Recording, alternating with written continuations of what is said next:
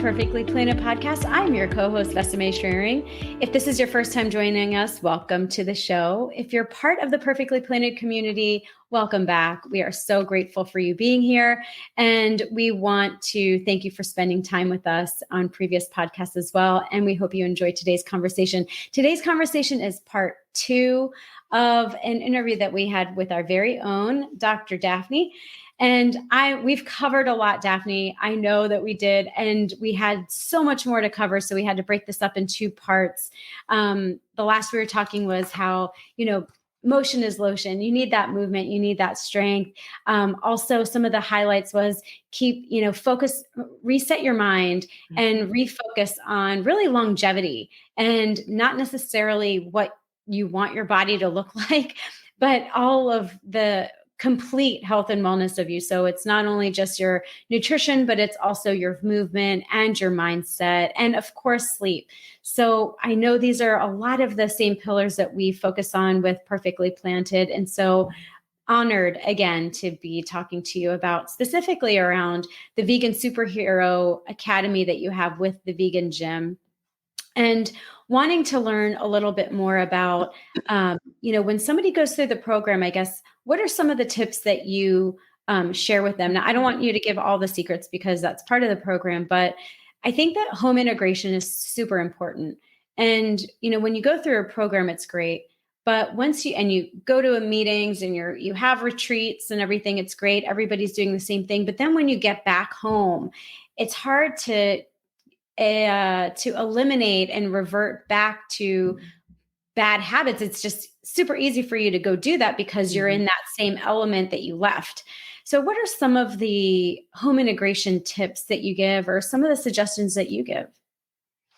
So, Vesime, thank you, because I know we had this conversation with Rock and Poe, and Poe was sharing some of the challenges that he's had in, taking everything he's learned and then maintaining it and being consistent in his everyday life. So we will be sure to put a link to the Vegan Superhero Academy in the show notes because there is a plethora of free resources that are available on our YouTube channel and also on the website. As part of being part of the Academy, we actually host a series of master classes. So an Academy is an opportunity to learn. And one of the important things that we want all of our VSA superheroes to understand is how do you make this sticky and how do you integrate this into your everyday life? And we have a masterclass series on fit vegan families because if you're part of a family unit, whether your entire family is plant-based or whether you are and you are trying to integrate your lifestyle into the rest of your family, that is something that you have to make a conscious effort to do. So there are a couple of things that we talk about. And one is, and we've had this conversations with other guests. You want people to aspire to what you're doing. So there is never any blame, shame. We never encourage people to force our lifestyle on another person in their family or in their sphere of influence. It really is understanding how do you adopt a vegan lifestyle. And, that could be just your nutrition. It could be the entirety of how you live in terms of minimizing animal cruelty. But how do you live life to your values, but not impose your life on others? And so it may be integrating that into the family. So how do you cook and prepare meals for moms or dads or grandmas that are the primary cook in the family? So making it modular in a way that others in the family can add animal protein if that's their choice, but not making it so that it's one or done. But hopefully showing that it is so tasty and so delicious that you don't need to make a separate meal for everyone else because what you're cooking is so delicious that everyone wants to eat it anyways. The same applies with work and travel. You were talking about the fact that I was on the road recently, and I put my, for getting on the airplane and navigating the airport, I had my food in my baggies. I had my snacks prepared. I had them so that I didn't have to worry about spending $100 in the airport to Mhm. purchase anything that I wanted to eat, or to knowing that on the airplane there may not necessarily be snacks that don't have animal products in them. So preparation is key, and having those goodies in my suitcase that are aligned with my goals. And then the same applies at work and when I'm eating out. And you probably remember when we were working together that whether I was prepping to compete or whether I was eating plant-based, I made those decisions and I adhere to them. So checking the restaurant menu ahead of time, even if you have to call ahead and ask for, are there options that will be available to you? You can eat plant-based anywhere. And you need to not feel uncomfortable asking the host or the hostess when you're in a restaurant to say, can I have these prepared without butter or without ghee, or, um, you know, it's not being it's not that you're making things complicated. It's that you are eating aligned with your goals. Mhm. That was a lot. Did it answer the question? No, that's good. I know we were talking about on the first part, we were talking about meal prep also, and I think that's very important. So, having that meal preparation for the week, but then also in the instances where you're, summer travel is starting. So, how do you Mhm. continue to stay on this journey without falling off the wagon essentially, Mhm. because you've come so far, and it doesn't make sense for people to do that. But I know, everybody's, let's debunk a myth real quick, because we're talking about food, and let's be honest, like, food is a big equation in all of this. I mean, I think movement and sleep and motion, all of that, everything else is equally important to get. But throughout the day, during our time of being awake, you know, food is majority of it. Movement is only like 20% of our full day, right? Mhm. Of being awake. So food is important. Let's start to debunk some of the myths, because I remember asking you, saying, okay, when I was going to do, like, try and trim up for the summertime, because that's where I was, let's cut out the carbs at night, or refined carbs, right? So just because we're saying be more plant-based, we're not saying go eat a whole bowl of pasta because there's no meat in Right. it, right? We're saying Right. whole food plant-based, but mainly eating your vegetables, but a variety of vegetables, right? So, Mhm. I mean, it could still be the potatoes.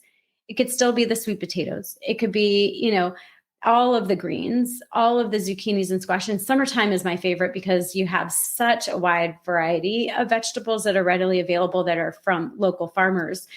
But it doesn't necessarily mean, like, yeah, you could eat that bowl of pasta now at night and think you're gonna feel better and look better, right?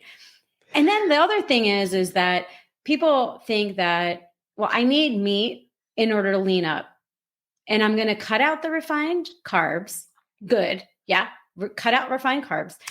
But right, like, cut it out, and the sugar. Cut out all refined white.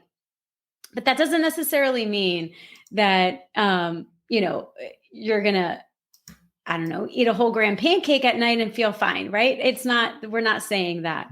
And also, you don't need that grilled chicken with the vegetables to lean up. Well, that will lean you up, but we're saying let's be more plant based, right? So let's talk about how much protein somebody might need in a day, because people think that they need like hundreds of grams of protein, and that's not the case. Oh, this is a topic that, We're and off script. We're off script. Sorry.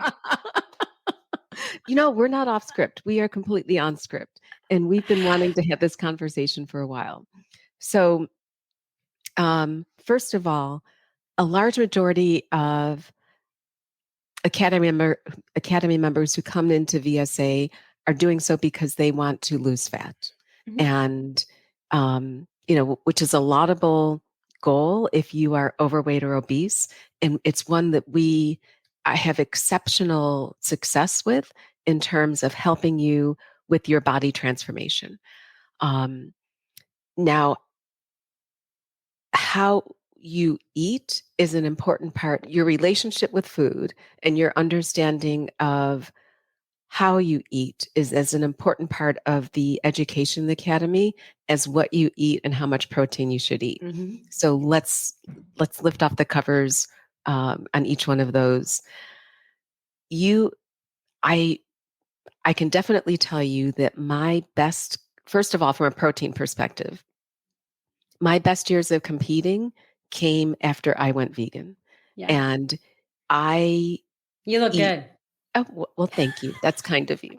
Yeah. Um, But your but competition photo that I saw was like, and you see many of those, sorry to interrupt, but there's so many, and you're just like, wow, like you don't need that lean grilled chicken or lean meat with your vegetables, only, and you cut out all the carbs no, because you think that that's going to impact to get lean. no.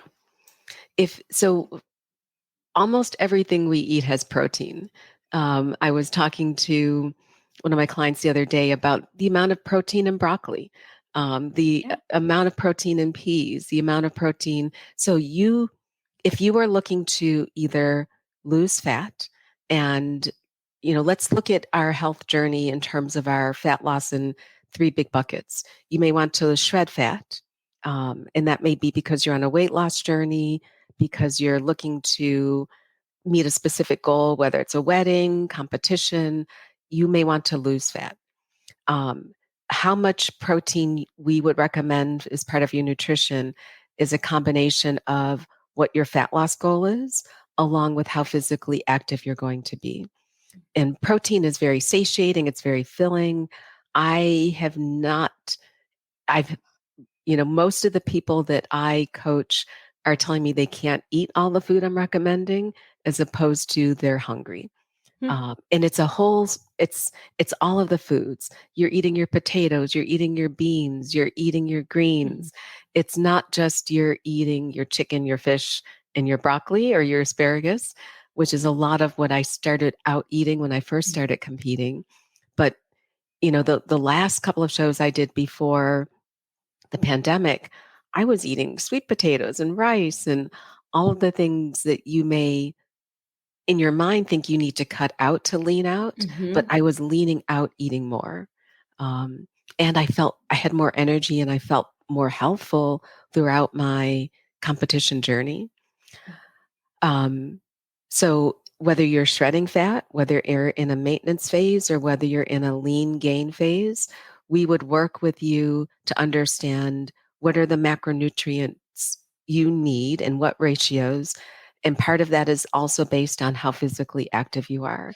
So it's not one number fits all. It Mhm. really is, going back to what we talked about in the first part of this conversation, it's a program that is personalized to you. Mhm. But all of your protein comes from vegetables. Mhm.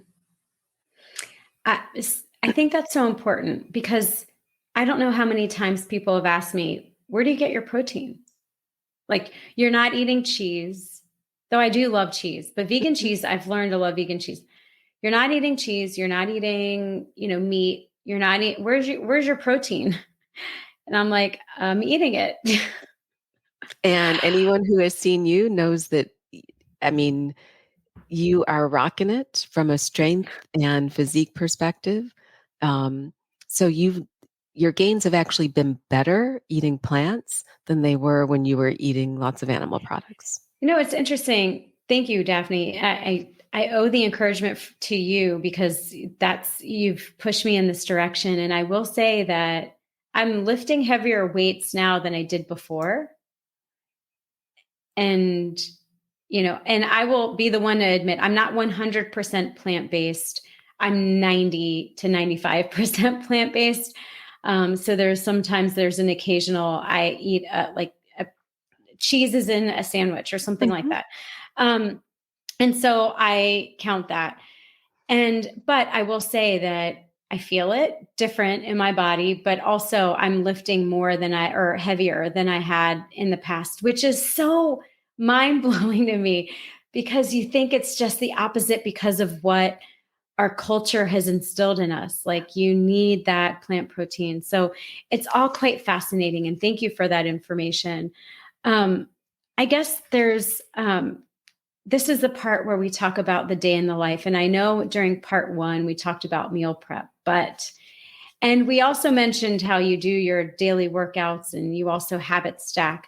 But this is where we talk about the day in the life. So you do wake up before the sun. I know that. But give us a quick rundown of your day in the life because I know you are very busy. You are a life changer. So that takes a lot of hours out of your day.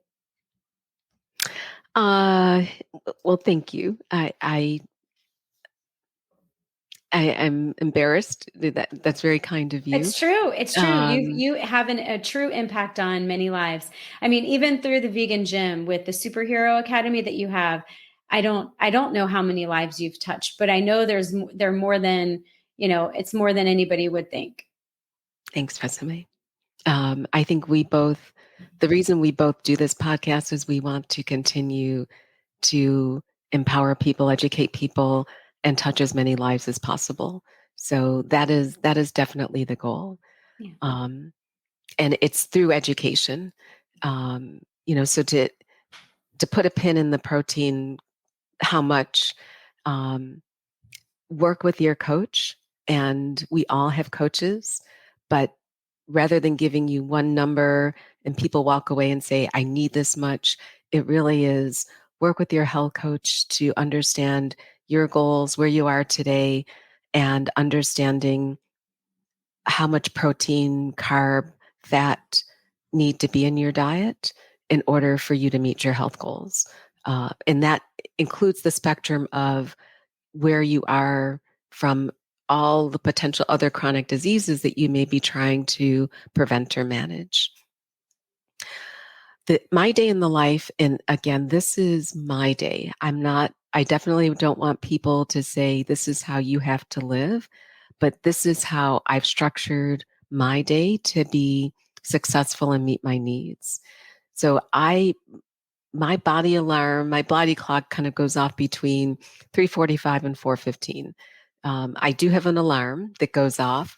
So at 4 o'clock, Alexa turns on my lights. Alexa tells me to wake up and do my sit-ups. And it's funny because when I'm traveling and Alexa's not there, I'm kind of like, wait, how do I turn on the lights? Clap on. Clap on. Yeah. Nope. So I get up early because the morning time is the time I can control. And my morning routine is consistently, I wake up, I do my sit-ups, my gym clothes. When I pivot out of bed, my gym clothes are right there. So I put my gym clothes out the night before. They're the first thing I see in the morning. And so I have little excuse. I throw on my gym clothes and I do my warm up exercises either while I'm brushing my teeth or after I brush my teeth.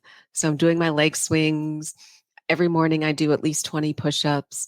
And then I head down to the gym in my apartment building. The other part of my morning routine is every morning I do a set of pull ups, every morning I do a set of dips, and every morning I do a set of squats. So, kind of the four key movements that I think are important: the pull up, push up, squat, and dip. I do every single day.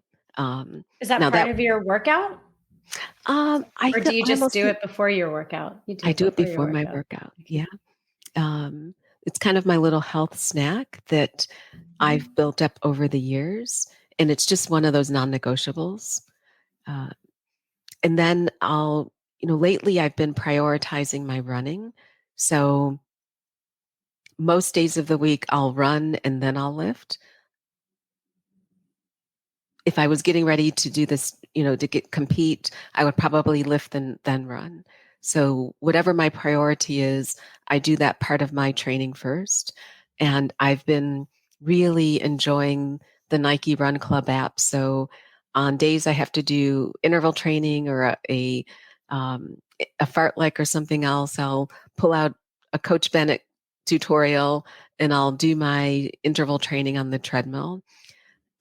Some days are my long runs, like on a Sunday or a Saturday or Wednesday, pardon me, and I'll just go out and I'll hit the trails. And I'll usually have a time or a distance in mind, and I'll go for my long run. After my workout is, I was talking about earlier, my habit stack is I finish my workout and then I commit to walking at least 5 minutes outside every single day. And I've done that now for the past over 290 days. I was looking at Wow. my habit tracker. So it may just be 5 minutes if it's snowing, but 9 times out of 10, I'm usually going to walk for 15 minutes, maybe 20 minutes. And part of that is that's when I usually say hi to the bus drivers. Um, so I'll walk the same route around to the metro station, back to my apartment building, and use that to get a little dopamine fix, waving hi to people as I go. After that, again, very regimented. I come back in, I am preparing my meals for the day. So pulling things out the fridge, putting it on the counter, jump in the shower, and then I am ready for my day. I have not been, during the day, I have a walking pad. So I try and walk during meetings as time permits. So get a little bit of additional health snack in by walking during my Zoom meetings. So the walking pad is really a treadmill that you put underneath your desk. It is, yeah. To keep moving. A little mini treadmill. Yeah. But I can just kind of do a la Dr. Greger, not as cool and as smart as he is though. And then I try and walk for at least 4 or 5 hours in the day. And then usually the second half of the day, I'll give my knees and legs a rest and I'll sit for my calls. I try and eat. My last meal is going to be no later than 6 or 7 because I like to go to bed with my tummy not full. So I do a modified form of trying restricted eating because it works best for me. And so that last meal may be around 5 or 6, and then I may have tea. I may have a little bit of cocoa, but generally I'm going to bed on a good day between 8:30 and 9:30. And on not so good day later than that, knowing that I have to be up early by in the 4 morning. a.m. That's a superhero in itself. I mean, you have a day before your day, really. But I think the key here is that number one, it works for you. And it's something that you didn't just wake up and start doing. No. You've continued to grow. And so I don't want our viewers to think, oh my goodness, I got to be like that if I want to be healthy. No, that's not it.